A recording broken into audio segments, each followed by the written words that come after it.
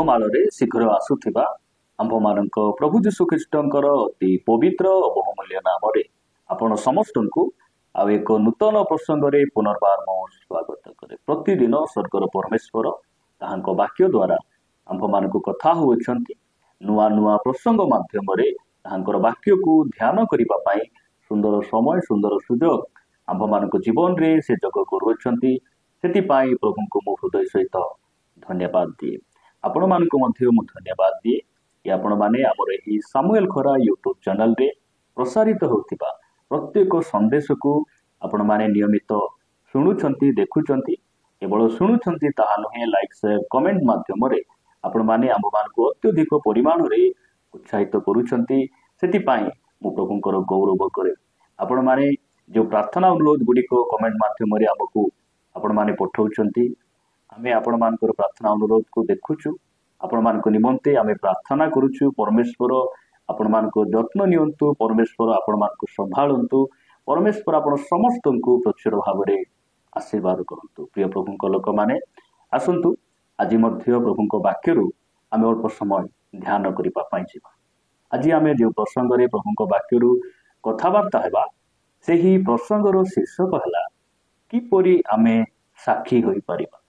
आज रो प्रसंग हला प्रभुंक निमंते आमे किपरि साक्षी होई परिबा। एही प्रसंग रे आमे वाक्यरु अल्प समय ध्यान करिबा। प्रिय भाई भौणी माने ख्रिस्टियन जीवन साक्षी हेबा जीवन। ख्रिस्टियन जीवन गोटे साक्षी हेबा जीवन अटे। अनेक समय रे आमे केवल साक्ष्य ही देई थाउ किंतु साक्षी हेबारे आमे पराजय हेई थाउ। ख्रिस्टियन जीवन केवल साक्ष्य देबा जीवन नुहे।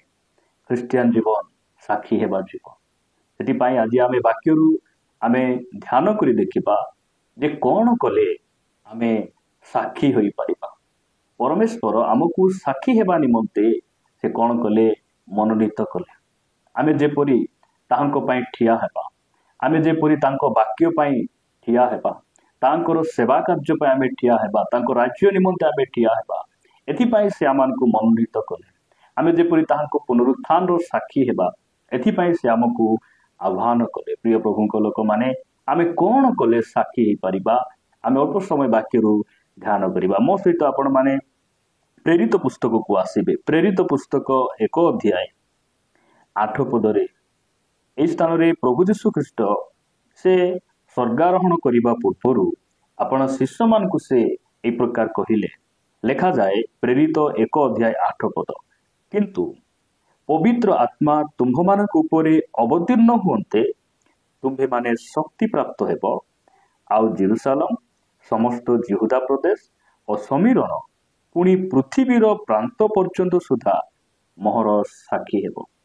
आमे कौन कले प्रभुंकर साक्षी हेई परिबा। जीशुंकर साक्षी हेई परिबा। आमे केवल बाइबल जानिले हेबो नाही। आमे केवल प्रचार कले हेबो नाही। आमे माइक धरी मंडली रे ठिया हेई साक्ष्य देले आमे साक्षी हेई परिबा नाही। आमे केमिति साक्षी हेई परिबा। एई स्थान रे लिखा जाउछि जे पवित्र आत्मा तुम्भ मानक उपरे अवतीर्ण हेले तुम्भे माने कोन हेबो शक्ति पाइबो। प्रथम रे आमे शक्ति पाइबारुछि। केउ शक्ति पाइबारुछि से पवित्र आत्मांकर शक्ति। पवित्र आत्मांकर अभिषेक पवित्र आत्मांकर पूर्णता आम मध्यरे जेते बेले आसीबो सेही समय रे आमे कोन हेई परिबा साक्षी हेई परिबा। अनेक समय आमे साक्ष्य देउ लंबा चौड़ा साक्ष्य देउ बड़ बड़ कथा कहू मात्र कार्य कला बेले आमे परिस्थिति को सामना कला बेले आमे कौन हे जाई थाओ आमे हारी जाई थाओ पराजय हे थाओ। प्रभुंकर वाक्य कहे यदि आमे साक्षी हेबार अछि ताहेले आमे शक्ति हमको आवश्यक रहिछि। कारण आमे मनुष्य अटु दुर्बल अटु। आमे स्वर्गर दूत नहु किबा आमे प्रभु मध्य नहु। आमको साक्षी हेबा पाई सबु परिस्थिति रे ठिया हेबा पाई आमको शक्ति दरकार। क्यों शक्ति दरकार। पवित्र आत्मांकर शक्ति। दिने पितर प्रभु यीशु ख्रीष्ट को कहले प्रभु तुमको समस्त छाड़ी चली दिबे मात्र तुम पाई मु कारागार रे जीवा पाई मते प्रस्तुत अछि। मु तुम पाई जदि मरिबा पाई पड़े मृत्युभोग करिबा पाई पड़े तथापि मु प्रस्तुत अछि। पितर एई प्रकार कथा कहले मात्र यीशु ख्रीष्ट कहले ମୁଁ ତୁମକୁ ସତ୍ୟ କହୁଛି, ଆଜି ରାତିରେ କୁକୁଡ଼ା ନ ଡାକୁଣୁ ତୁମେ କ'ଣ କରିବ? ମୋତେ 3 ଥର ଅସ୍ୱୀକାର କରିବ। ପରିସ୍ଥିତି ଯେତେବେଳେ ଆସୁଛି, ପିତର ଯୀଶୁଙ୍କୁ ମୁଁ ଜାଣି ନାହିଁ ବୋଲି ସେ 3 ଥର ଅସ୍ୱୀକାର କରୁଛନ୍ତି, ସେ ପଡ଼ି ଯାଉଛନ୍ତି। ମାତ୍ର ସେଇ ପିତର ଆପଣ ପଢ଼ିବେ ପ୍ରେରିତ 2 ଅଧ୍ୟାୟରେ, ଯେତେବେଳେ ସେ ପବିତ୍ର ଆତ୍ମାରେ ପୂର୍ଣ୍ଣ ହେଲେ, ଶକ୍ତି ପାଇଲେ, ସେଇ ପିତର ସେ ହଜାର ହଜାର ଲୋକଙ୍କ ମଧ୍ୟରେ ସେ ଠିଆ ହେଲେ ଆଉ ପ୍ରଚାର କଲେ, କହିଲେ ତୁମ୍ଭେମାନେ ଯୀଶୁଙ୍କୁ କ୍ରୁଶରେ ମାରିଦେଲ, ତୁମେ ବଧ କଲ। ଆଉ ସେଇ ପିତରଙ୍କର ସେଇ ଗୋଟିଏ ପ୍ରଚାରରେ ସେଇଦିନ ମଣ୍ଡଳୀ କ'ଣ ହେଉଛି? ଗଠନ ହେଉଛି। 3000 ଲୋକ ମଣ୍ଡଳୀରେ ସଂଯୁକ୍ତ ହେଉଛନ୍ତି। ପ୍ରିୟ ପ୍ରଭୁଙ୍କ ଲୋକମାନେ, ମୁଁ କହିବା ପାଇଁ ଚାହେଁ, ଆମେ ଯେବେ ପବିତ୍ର ଆତ୍ମାରେ ପୂର୍ଣ୍ଣ ହେବା ନାହିଁ, ପବିତ୍ର ଆତ୍ମାଙ୍କର ଶକ୍ତି ଆମେ ପାଇବା ନାହିଁ, କେବେ ମଧ୍ୟ ଆମେ ସାକ୍ଷୀ ହେଇପାରିବା ନାହିଁ। ସେଥିପାଇଁ ଖ୍ରୀଷ୍ଟିଆନ ଜୀବନ କେବଳ କହିବା ଜୀବନ ନୁହେଁ, ଖ୍ରୀଷ୍ଟିଆନ ଜୀବନ କରିବା ଜୀବନ। ଯୀଶୁ ଖ୍ରୀଷ୍ଟ କେବଳ କହିଲେ ନାହିଁ, ସେ କଲେ। ସେଥିପାଇଁ ଆମେ ସାକ୍ଷ୍ୟ ଦେବା ଲୋକ କେବଳ ହେବା ନାହିଁ, ଆମେ ସାକ୍ଷୀ ହେବା। କେମିତି ଆମେ ସାକ୍ଷୀ ହେବା? କଥାରେ ନୁହେଁ, ଆମର ଆଚରଣରେ ଆମେ ସାକ୍ଷୀ ହେବା, ଆମେ ଆମର କାର୍ଯ୍ୟରେ ଆମେ ସାକ୍ଷୀ ହେବା।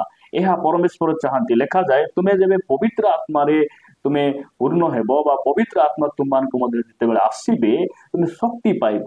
ଶକ୍ତି ପାଇଲେ ତୁମେ କ'ଣ ହେବ? ତୁମେ ପ୍ରଥମରେ ଜେରୁସାଲେମରେ ତୁମେ ସାକ୍ଷୀ ହେବ। ଜେରୁସାଲେମ କହିଲେ ଆମର ଘର ଆଉ ଆମର ମଣ୍ଡଳୀକୁ ବୁଝାଏ। ପ୍ରଥମରେ ଖ୍ରୀଷ୍ଟିଆନ ଜୀବନ ପରିବାରରେ ବଞ୍ଚିବା ଜୀବନ। ପରିବାରରେ ଆମେ ସାକ୍ଷୀ ହେବା, ଆମର ଶାଶୁ ଶ୍ୱଶୁର ପାଖରେ, ଆମର ସ୍ତ୍ରୀ ପାଖରେ, ସ୍ୱାମୀ ପାଖରେ, ପୁଅ ଝିଅମାନଙ୍କ ସମ୍ମୁଖରେ ଆମେ ସାକ୍ଷୀ ହେବା। କେମିତି ସାକ୍ଷୀ ହେବା? ଆମର ଆଚରଣ, ଆମର କାର୍ଯ୍ୟରେ ଆମେ ସାକ୍ଷୀ ହେବା। ଆଉ ଦ୍ୱିତୀୟରେ ଆମେ କୋଉଠି ସାକ୍ଷୀ ହେବା? ଲେଖାଯାଏ, ସମସ୍ତ ଜିହୁଦା ପ୍ରଦେଶ ଓ ସମୀରଣ, ପୁଣି ପୃଥିବୀର ପ୍ରାନ୍ତ ପର୍ଯ୍ୟନ୍ତ ସୁଦ୍ଧା ମୋର ସାକ୍ଷୀ ହେବ। ପୃଥିବୀର ପ୍ରାନ୍ତରେ, ଆମର ଦେଶ ବାହାରେ ସାକ୍ଷୀ ହେବା ବହୁତ ସହଜ ଅଟେ। କିନ୍ତୁ ଖ୍ରୀଷ୍ଟିଆନ ଜୀବନ ପ୍ରଥମରେ ଘରେ ସାକ୍ଷୀ ହେବା ଜୀବନ। ପ୍ରଥମରେ ମଣ୍ଡଳୀରେ ଆମେ ଠିକ ରହିବା, ଆମର ଗାଁରେ, ଆମ ସାହିରେ ଲୋକମାନଙ୍କ ସହିତ ଆମର ଆଚରଣ କି ପ୍ରକାର ଅଛି, ସେଇଟା ସବୁଠାରୁ ବଡ଼ ବିଷୟ ଅଟେ। ପ୍ରିୟ ପ୍ରଭୁଙ୍କ ଲୋକମାନେ, ଆମେ କେମିତି ଆମେ ସାକ୍ଷୀ ହେବୁ?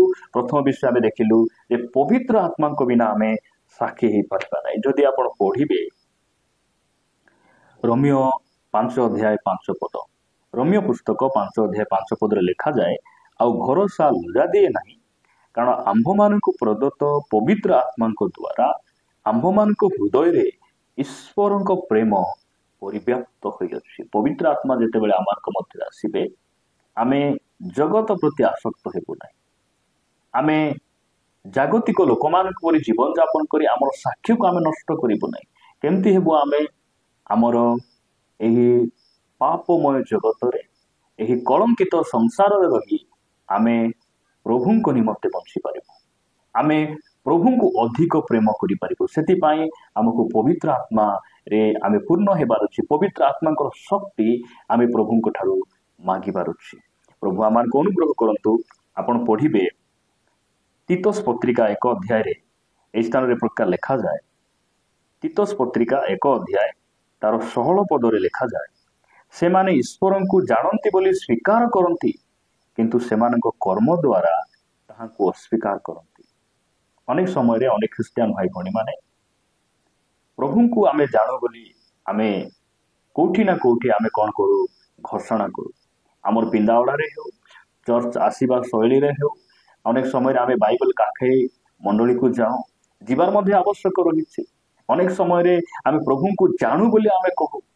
ଅନେକ ଭାଇ ଭଉଣୀମାନଙ୍କୁ ଦେଖିଲେ ଏମାନେ ପରିତ୍ରାଣ ପାଇଛନ୍ତି, ପରମ୍ପରାରୁ ମୁକ୍ତ ହେଇଛନ୍ତି, ସେମାନଙ୍କର କଥାବାର୍ତ୍ତା ଆଚରଣରୁ ଜଣାପଡ଼େ। ମାତ୍ର ପରିସ୍ଥିତି ଯେତେବେଳେ ଆସେ, ସେମାନେ ସେଇ ପରିସ୍ଥିତିରେ ଯେତେବେଳେ ସେମାନେ ଯେଉଁ ପ୍ରକାର କର୍ମ ଗୁଡ଼ିକ କରନ୍ତି, ସେହି କର୍ମ ଦ୍ୱାରା ସେମାନେ କ'ଣ କରନ୍ତି? ପରମେଶ୍ୱରଙ୍କୁ ଅସ୍ୱୀକାର କରନ୍ତି, ପ୍ରଭୁଙ୍କୁ ଦୁଃଖ ଦିଅନ୍ତି, ବାକ୍ୟର ବିରୁଦ୍ଧରେ ସେମାନେ କାମ କରନ୍ତି, ବାକ୍ୟର ସୀମା ବାହାରେ ସେମାନେ ପଳେଇ ଯାଆନ୍ତି। ଏହି ସ୍ଥାନ ଲେଖାଯାଏ ଯେ ଆମେ କେବଳ ସାକ୍ଷ୍ୟ ଦେବା ନାହିଁ, ଆମେ ପ୍ରଭୁଙ୍କର ସାକ୍ଷୀ ହେବା। କେମିତି ସାକ୍ଷୀ ହେବା? କଥାରେ ନୁହେଁ, କାର୍ଯ୍ୟରେ ଆମେ ସାକ୍ଷୀ ହେବା। ଆମର କାର୍ଯ୍ୟରେ ଆମେ ବିଶ୍ୱସ୍ତ ହେବା, କାର୍ଯ୍ୟରେ ଆମେ ସାକ୍ଷୀ ହେବା। ଏହି ସ୍ଥାନରେ ପ୍ରକାର କଥା ସାଧୁ ପାଉଲ ସେ ଲେଖୁଛନ୍ତି। ଲେଖାଯାଏ, ସେମାନେ ଘୃଣ୍ୟ ଓ ଅବାଧ୍ୟ, ପୁଣି ସମସ୍ତ ସତ୍କର୍ମର ଅଯୋଗ୍ୟ।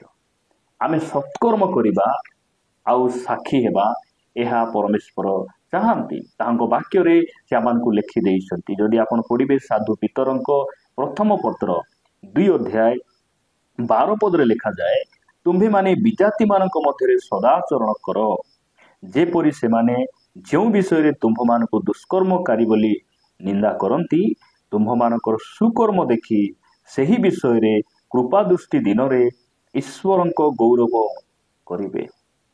ସଦାଚରଣ ଖ୍ରୀଷ୍ଟିଆନ ମାନେ କୋଉଠି କରିବା କଥା? କେବଳ ମଣ୍ଡଳୀରେ ନୁହେଁ, କେବଳ ଘରେ ନୁହେଁ, ବିଜାତି ମାନଙ୍କ ମଧ୍ୟରେ ଆମେ ସାକ୍ଷୀ ହେବାର ଆବଶ୍ୟକ ରହିଛି। ଯୋସେଫ ସେମିତି ସେ ବିଦେଶରେ ସେ ବିକ୍ରି କରାଗଲେ, ସେ ଦାସତ୍ୱ ଅବସ୍ଥାରେ ଥିଲେ, ମିଶରରେ ଥିଲେ, ମାତ୍ର ତାହାଙ୍କ ଦୃଷ୍ଟିରେ ମଧ୍ୟ ସବୁ ସ୍ଥାନରେ ସେ ବିଶ୍ୱସ୍ତ ହେଲେ, ସେ ସତ୍କର୍ମ କରେ। ଦାନିଏଲ ତାଙ୍କୁ ବାବିଲୋନକୁ ନିଆଗଲା, ସେ ବିଦେଶରେ ରହି ସେ କଣ କଲେ? ପ୍ରଭୁଙ୍କ ନିମନ୍ତେ ସେ ସାକ୍ଷୀ ହେଲେ। ନାଇଁ, ମୁଁ ରାଜାର ଆହାର ମୁଁ ଭୋଜନ କରିବି ନାହିଁ, ବଳି ମାଂସ ମୁଁ ଭୋଜନ କରିବି ନାହିଁ। ସେ କଥାରେ କେବଳ ସାକ୍ଷୀ ହେଲେ ନାହିଁ, କାର୍ଯ୍ୟରେ ସେ ସାକ୍ଷୀ ହେଲେ। ସେଥିପାଇଁ ଆମର ଜୀବନ ସାକ୍ଷୀ ହେବା ଜୀବନ। ଆମର ଆଚରଣ, ଆମର ସ୍ୱଭାବ, ଆମେ ସବୁ ବିଷୟ ପ୍ରଭୁଙ୍କର ଗୌରବ ନିମନ୍ତେ ଆମେ ତାହାଙ୍କର ସାକ୍ଷୀ ହେଲା ଭଳି, ତାଙ୍କ ପୁନରୁତ୍ଥାନର ସାକ୍ଷୀ ହେଲା ଭଳି ଆମମାନଙ୍କର ପ୍ରତ୍ୟେକ କାର୍ଯ୍ୟ ଆମେ କରିବା ଆବଶ୍ୟକ ରହିଛି। ପ୍ରିୟ ପ୍ରଭୁଙ୍କ ଲୋକମାନେ, ଆମେ କେମିତି ସାକ୍ଷୀ ହେଇପାରିବା? ଯେତେବେଳେ ଆମେ ଶକ୍ତି ପାଇବା। ଆମେ ଶକ୍ତି ପାଇବା ପର୍ଯ୍ୟନ୍ତ ଅପେକ୍ଷା କରିବା, ଆମେ ତାହାଙ୍କଠାରୁ ମାଗିବା, ତାହେଲେ ଆମେ ସାକ୍ଷୀ ହେଇପାରିବା। ଖ୍ରୀଷ୍ଟିଆନ ଜୀବନ କେବଳ ସାକ୍ଷ୍ୟ ଦେବା ଜୀବନ ନୁହେଁ, ଲମ୍ବା ଚଉଡ଼ା ସାକ୍ଷ୍ୟ କହି କହି ଆମର ଜୀବନକୁ ବର୍ବାଦ କରିବା ଜୀବନ ନୁହେଁ। ଆମର ଜୀବନ ହେଲା ସାକ୍ଷୀ ହେବା ଜୀବନ। ଖ୍ରୀଷ୍ଟିଆନ ମାନେ ସାକ୍ଷୀ ହୁଅନ୍ତି, ଆଉ ସେମାନଙ୍କର ସାକ୍ଷ୍ୟ ଅନେକଙ୍କୁ କଣ କରେ? ପ୍ରଭାବିତ କରେ, ଅନୁପ୍ରାଣିତ କରେ, ଅନେକଙ୍କୁ ପରିତ୍ରାଣ ଦିଏ, ଅନେକଙ୍କୁ ଉଦ୍ଧାରତା ପ୍ରଦାନ କରେ। ପ୍ରଭୁ ଏହି ବାକ୍ୟ ଦେଇ ଆମ ସମସ୍ତଙ୍କୁ ପ୍ରଚୁର ଭାବରେ ଆଶୀର୍ବାଦ କରନ୍ତୁ। ଆସନ୍ତୁ ପଦେ ପ୍ରାର୍ଥନା କରିବା। ପ୍ରେମିକ ସ୍ୱର୍ଗୀୟ ପିତା, ମୁଁ ତୁମକୁ ଧନ୍ୟବାଦ ଦିଏ, ଗୌରବ କରେ। ତୋ ବାକ୍ୟ ଦ୍ୱାରା ଆମକୁ କଥା ହେଇଛ, ଧନ୍ୟବାଦ ପ୍ରଭୁ।